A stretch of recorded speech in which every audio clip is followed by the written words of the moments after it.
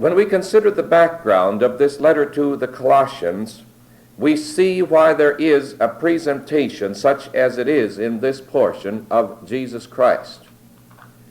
There was in that day a philosophy that God was so far out of reach that nobody could really get to him.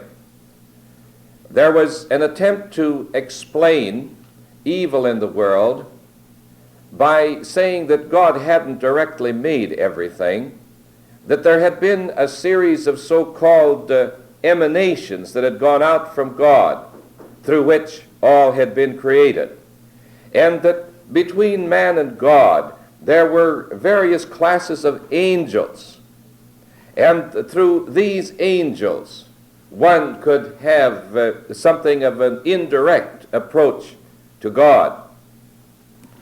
Well, this word before us today completely explodes all of that in entirety, because it presents to us the uniqueness of the person of Jesus Christ and shows us that he is first of all, that Jesus Christ is supreme, or as it expresses it at the end of the portion that we read, that in all things he might have the preeminence.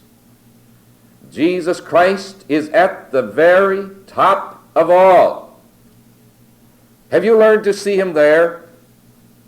Have you learned to recognize him as the Lord of all? Do you ever find yourself a little bit ashamed about Jesus Christ?